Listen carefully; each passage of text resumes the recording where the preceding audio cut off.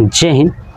मैं क्लास 10 का math chapter number 10 start किया था और चैप्टर नंबर 10 का मैंने इंट्रोडक्शन यानी वृत्त क्या होता है, स्पर्श रेखा क्या होती है, छेदक रेखा क्या होती है, अप्रतिच्छेदी रेखा क्या होती है, स्पर्श बिंदु क्या होते हैं, परिधि क्या होती है, जीवा क्या होता है, व्यास क्या होता है और त्रिज्या क्या होती है, ये तमाम डिटेल्स में समझा चुका था। चलिए हम लोग देखते हैं प्रश्नावली 10.1 का पहला, दूसरा, तीसरा और चौथा चारों प्रश्न एक ही वीडियो में, यानी ये प्रश्नावली 10.1 पूरा कंप्लीट कराऊंगा। तो चलिए देखते हैं पहला प्रश्न क्या कह रहे हैं, सुनिएगा। कह रहे कि एक वृत्त की कितनी स्पर्श रेखाएं हो सकती हैं। देखिए, अगर एक वृत्त की बात करूं तो मैंने समझाया था कि अगर एक वृत्त है, ठीक है, तो एक वृत्त पे जो बने हुए बिंदु होते हैं ना, वो असंख्य बिंदु होते हैं। हर एक बिंदु से एक स्पर्श रेखा खींची जा सकती है। तो जब असंख्य बिंदु हैं तो स्पर्श रेखा भी कितनी होंगी, असंख्य होंगी, यानी अनेक होंगी। तो ये हमसे पूछा था कि एक वृत्त की कितनी स्पर्श रेखाएं हो सकती हैं। तो आप लिखिएगा कि अनेक रेखाएं हो सकती हैं। क्या इसका आंसर होगा, अनेक रेखाएं हो सकती हैं, है ना। अगर कोई भी एक वृत्त लीजिए और उस वृत्त को बनाने के लिए जब असंख्य बिंदु का प्रयोग किया गया है, हर एक बिंदु से एक रेखा खींचोगे तो वो कितनी हो जाएंगी, असंख्य रेखा, यानी अनेक रेखा। ठीक है, तो अनेक रेखाएं होती हैं, याद रखिएगा।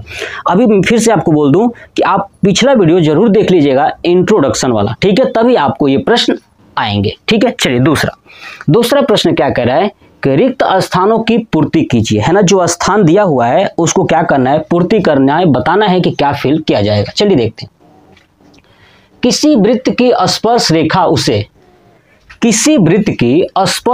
उसे बिंदुओं पर प्रतिच्छेद करती है, यानी कितने बिंदु पर प्रतिच्छेद करती है, बताइए। अगर कोई वृत्त है उसकी स्पर्श रेखा का अगर खींचोगे तो कितने बिंदु से जाएगी, एक बिंदु से जाएगी। तो यहां पे भर देना है एक, ये मैंने समझाया था, ठीक है, कि किसी वृत्त की स्पर्श रेखा उसे एक बिंदुओं पर प्रतिच्छेद करती है ना। स्पर्श रेखा हमेशा एक ही बिंदु से जाती है। अगर दो बिंदु से जा रहा है तो छेदक रेखा होगी, अगर किसी भी बिंदु से नहीं जा रहा है तो वो होगा अप्रतिच्छेदी रेखा। ठीक है, चलिए दूसरा देखते हैं इसका। वृत्त को दो बिंदुओं पर प्रतिच्छेद करने वाली रेखा, ध्यान सुनिए, अगर वृत्त को दो बिंदुओं पर, मैंने अभी बताया था कि अगर वृत्त को दो बिंदुओं पर प्रतिच्छेद करने वाली जो रेखा होगी ना, उसको क्या कहते हैं, छेदक कहते हैं। तो ध्यान रखिएगा, क्या कहते हैं, छेदक रेखा कहते हैं। क्या कहते हैं, छेदक रेखा कहते हैं। कॉन्सेप्ट याद रखिएगा। चलिए नेक्स्ट देखते हैं। तीसरा कह रहा है एक वृत्त के समांतर स्पर्श रेखाएं हो सकती हैं। देखिए, अगर एक वृत्त है, ठीक है, तो बताना है कि उस पर कितनी समांतर रेखाएं हो सकती हैं। देखिएगा, समांतर रेखा का मतलब क्या समझ रहे हो, कि दो रेखाएं क्या हो, ऐसे समान हो, समान अंतर पे हो, वो समांतर रेखाएं होती है। देखिए, अगर ये वृत्त है, इस वृत्त का एक बिंदु ये है, इस पर एक स्पर्श रेखा खींच दिया जाए, क्या किया जाए, इस पर एक स्पर्श रेखा खींच दिया जाए, तो बताइए एक इसी के समांतर अगर दूसरा मुझे खींचना हो तो कहाँ खींचेंगे, यहाँ पे खींचेंगे, है ना। इस पर खींचेंगे तो कितने हो रही है समांतर, दो हो रही हैं। देखिए, एक ये रेखा और एक ये रेखा, दोनों स्पर्श रेखा है और दोनों एक दूसरे के समांतर है, समान दूरी पर है, समान अंतर पे है, इसलिए क्या है, समांतर। तो एक वृत्त की समांतर स्पर्श रेखाएं हो सकती है, यानी कितनी स्पर्श जो कि होंगी और वो समांतर होंगी। तो आप याद रखिएगा, दो, केवल दो ही क्या होंगी, तो स्पर्श रेखा, दो ही स्पर्श रेखा समांतर हो सकती हैं, वरना कोई भी स्पर्श रेखा समांतर नहीं होगी। बाकी यहाँ पे मान लीजिए कोई बिंदु है, यहाँ स्पर्श रेखा ऐसे जाएगा, यहाँ कोई बिंदु है, यहाँ स्पर्श रेखा ऐसे जाएगा, तो बताइए ये और ये कभी समांतर होगी, नहीं होगी। यानी हमेशा सिर्फ दो ही स्पर्श रेखाएं क्या हो सकती हैं, समांतर हो सकती हैं। ये पॉइंट याद रखिएगा। तीसरा भी कंप्लीट। देखिए चौथा क्या कह रहा है कि वृत्त तथा उसकी स्पर्श रेखा के उभयनिष्ठ बिंदु को, देखिए अगर वृत्त है, ठीक है, अगर ये वृत्त है तो वृत्त तथा उसकी स्पर्श रेखा के उभयनिष्ठ बिंदु, यानी देखिए अगर ये स्पर्श रेखा है, देखिए ना, ये वृत्त है और इस वृत्त का ये स्पर्श रेखा है, तो उभयनिष्ठ बिंदु यानी जिस बिंदु पे कट कर रहा है उसे क्या कहते हैं, तो याद रखिएगा स्पर्श बिंदु क्या कहते हैं, क्या कहते हैं, स्पर्श बिंदु कहते हैं। मैंने ये बात समझाया था, क्या कहते हैं उसको, स्पर्श बिंदु, है ना। क्या कह रहा था, फिर सुनिएगा कि वृत्त, ये वृत्त है, ठीक है, तथा उसके स्पर्श रेखा, यह स्पर्श रेखा है, के उभयनिष्ठ बिंदु, यानी जहां पे कट कर रहे हैं, जिस बिंदु पे कट कर रहे हैं उसको क्या कहते हैं? स्पर्श बिंदु कहते हैं। क्या कहते हैं?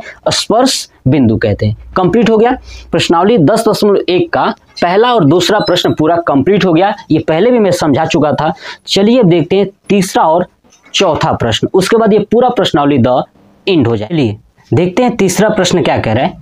कह रहा है कि 5 सेंटीमीटर त्रिज्या वाले एक वृत्त के बिंदु P पर स्पर्श रेखा PQ केंद्र O से जाने वाली एक रेखा से बिंदु Q पर इस प्रकार मिलती है कि OQ बराबर 12 सेंटीमीटर, तो PQ की लंबाई ज्ञात कीजिए। तो कैसे करोगे समझिएगा। सबसे पहले कह रहा है 5 सेंटीमीटर त्रिज्या वाले एक वृत्त।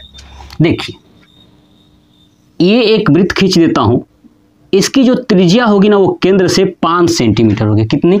5 सेंटीमीटर। त्रिज्या ये वाली है ना, तो त्रिज्या 5 सेंटीमीटर होगा।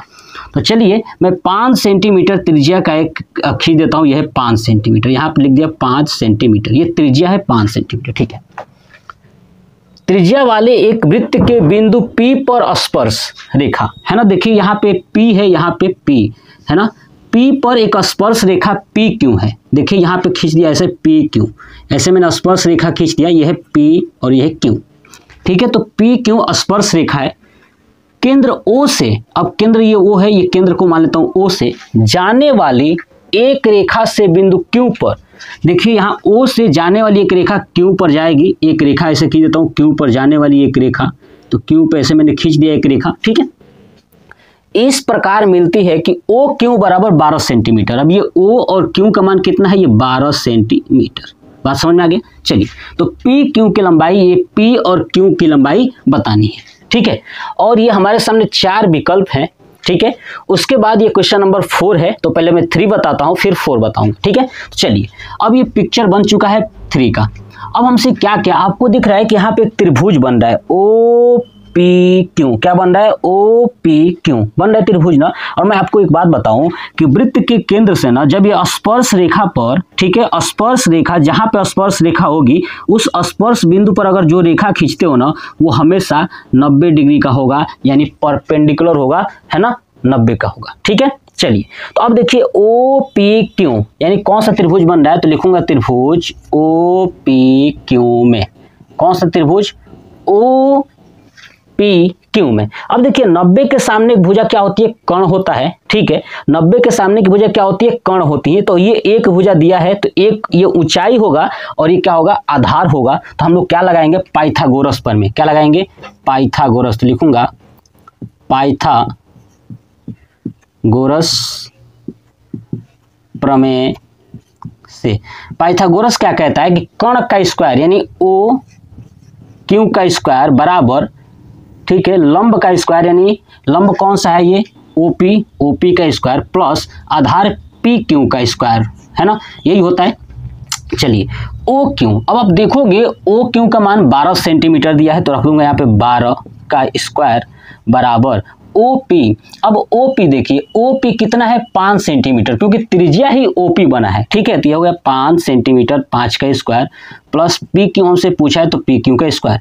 अब 12 का करेंगे तो हो जाएगा 144 बराबर 5 का करेंगे तो हो जाएगा 25 प्लस PQ स्क्वायर, तो हो जाएगा आपका PQ स्क्वायर बराबर 144 माइनस 25, घटा देंगे तो 14 में से 5 गया 9 और यहाँ पे बचा 3 में से 2 गया 1, 119 PQ स्क्वायर बराबर 119 सेंटीमीटर। तो ऐसे आप निकाल दोगे तो PQ बराबर क्या हो जाएगा? रूट में 119 सेंटीमीटर। क्या आ जाएगा? रूट में 119 सेंटीमीटर। PQ का मान आ गया रूट के अंदर 119 सेंटीमीटर। हमसे पूछा था कि PQ की लंबाई बता दीजिए, तो आ गया 119 रूट के अंदर। चलिए ऑप्शन देखते हैं ABCD। ये ऑप्शन नंबर डी क्या है? तो सही है ना, रूट में 119 सेंटीमीटर। ये हमारा क्वेश्चन का आंसर सही है। अब आप इसका स्क्रीनशॉट ले लीजिए और कॉपी पे नोट कर लीजिए। देख रहे हैं ना, बहुत आसान है ये चैप्टर, इतना इजी है ना कि समझिए कि आप अगर सीख लेते हो तो मात्र 10 से 15 मिनट में पूरा चैप्टर को कंप्लीट कर लोगे। ठीक है, पूरा चैप्टर की बात करूँ, अगर आप कॉन्सेप्ट सीख लिए, मेरे साथ जुड़ गए ना, तो पूरी चीज़ें आपको सिखा दूंगा। बहुत ही आसानी से आप बोर्ड के एग्जाम में बहुत ही बेहतरीन मार्क्स ला सकते हो। ठीक है, तो आप इसका स्क्रीनशॉट ले लीजिए। चलिए देखते हैं क्वेश्चन नंबर 4। अब देखिए क्वेश्चन नंबर 4 क्या कह रहा है। अब ध्यान से समझिएगा, क्योंकि जो चीज़ें मैं समझाता हूँ ना, उससे अगर जो कॉन्सेप्ट सीख लोगे ना, उस कॉन्सेप्ट से आप बहुत सारी चीज़ें कर सकते हो। तो चलिए कॉन्सेप्ट से सीखते हैं। देखिए, एक वृत्त खींचिए। चलिए एक वृत्त खींचते हैं। ठीक है, देखिए एक वृत्त खींचता हूँ, खींचती है एक वृत्त। ठीक है, ये वृत्त का केंद्र हो गया। ठीक है, और एक दी गई है ना, एक दी गई रेखा के समांतर। अब चलिए एक रेखा दी गई है, यहाँ पे मान लेता हूँ एक रेखा ऐसे दी गई है। ठीक है, अब इस रेखा के समांतर 2 ऐसी रेखाएं खींचिए, है ना, 2 ऐसी रेखा खींचनी है। इसी रेखा के समांतर 2 ऐसी रेखा खींचनी है कि उनमें से एक स्पर्श रेखा हो। क्या हो? एक स्पर्श रेखा हो और दूसरी छेदक रेखा हो। तो देखिए सबसे इंपॉर्टेंट बात यही है ना कि इसी के समांतर खींचनी है। लेकिन कैसे खींचे?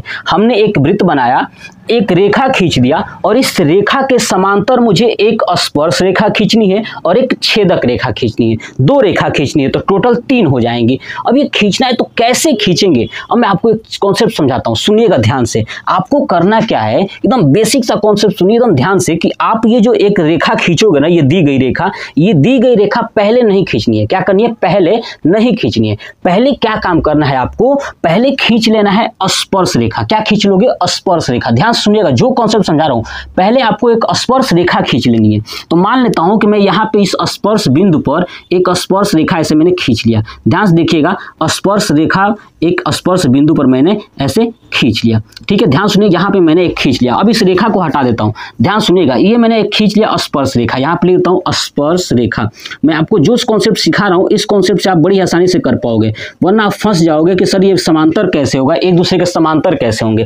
तो देखिएगा, ये स्पर्श रेखा हो गया ना, अब स्पर्श रेखा ये हो गया, ये समांतर। अब ये स्पर्श रेखा जैसे आप खींचोगे ना, इसी स्पर्श रेखा के जैसे ही एक छेदक रेखा खींचनी है और एक बाहर वाली रेखा खींचनी है जो दी गई रेखा होंगी। लेकिन कैसे? अब सुनिए, अब यहाँ पे आपको क्या करना है, यहाँ पे ये केंद्र है ना, केंद्र से स्पर्श बिंदु पर जब रेखा ऐसे खींचोगे ना, ये रेखा स्पर्श रेखा पे 90 डिग्री का कोण बनाएगा। किस पे बनाएगा? 90 डिग्री का। फिर सुनिए कि वृत्त के केंद्र से स्पर्श बिंदु पर अगर एक रेखा खींच दोगे, जो स्पर्श बिंदु आएगा तो कितने का डिग्री का कोण बनाएगा? 90 डिग्री का कोण बनाएगा। अब ये 90 हो चुका है। क्या हो चुका है? 90 हो चुका है। तो सेम इसी के समांतर, ध्यान सुनिए, इसी के समांतर जस्ट यहाँ पे एक बीच में ऐसे रेखा खींच देंगे। अब कैसे कहोगे सर ये कैसे खींचा जाएगा? तो ये जो रेखा होगी ना, इसको बोलोगे छेदक रेखा, क्योंकि छेदक रेखा हम लोग जानते हैं कि छेदक रेखा क्या होती है कि वृत्त के 2 बिंदुओं से जाती हैं, वृत्त के 2 बिंदुओं से प्रतिच्छेद होते हुए जाती हैं। तो ये कहोगे कि सर ये इसी के समांतर कैसे होगा? देखिए मैं आपको समझाता हूँ। जब आप यहाँ पे 90 डिग्री चंदा से नाप लोगे कि 90 डिग्री है, तो सीधे इसी से 90 डिग्री पे सीधे आगे चले जाओगे तो चंदा आपको दिखाएगा। देखिए अगर ये चंदा है तो ऐसे आप देखोगे ना, इसी को आगे की तरफ अगर घिसका कर ले जाओगे तो मान लीजिए कि यहाँ पे आया, यहाँ पे आया तो यहाँ से भी तो 90 आप देखोगे ना, यहाँ से 90 देखोगे तो ऊपर की तरफ जो होगी तो ऐसे रेखा खींच दोगे, ये हो जाएगी स्पर्श रेखा। फिर इसी रेखा को आगे की तरफ बढ़ाओगे, ऐसे हल्का हल्का हल्का बढ़ाना है, और फिर उसी प्रकार को पीछे की तरफ खींच के लाओगे, चंदा को उसी को पीछे की तरफ खींच के लाओगे तो यहाँ पे एक बाहर रेखा खींच दोगे, जो दी गई रेखा होगी तो वो हो जाएगा हमारा दी गई रेखा, और ये हो जाएगा हमारा स्पर्श रेखा। यहाँ पे लिख देता हूँ, यह है स्पर्श रेखा और यह है छेदक रेखा, जो कि हमें इसी को बनाना था। और बनाने के लिए जो मैंने कॉन्सेप्ट सिखाया ना, आप प्रैक्टिस कीजिए, आपको बड़ी आसानी से समझ में आ जाएगा कि आपको चंदे का प्रयोग करना है, और चंदे के प्रयोग से ना आप इस प्रश्न को आसानी से कर पाओगे। ठीक है, तो ये जो प्रश्नावली हमारा 10.1 था, ये पूरा कंप्लीट हो गया है ना। अब नेक्स्ट पार्ट में मैं प्रश्नावली 10.2 लेके आऊँगा, और आपको उससे पहले कॉन्सेप्ट सिखाऊंगा। तो आप मुझे कमेंट बॉक्स में कमेंट करके बताइएगा कि आपको ये प्रश्नावली या इस चैप्टर का जो भी इंट्रोडक्शन मैंने बताया वो कैसा लगा। जय हिंद।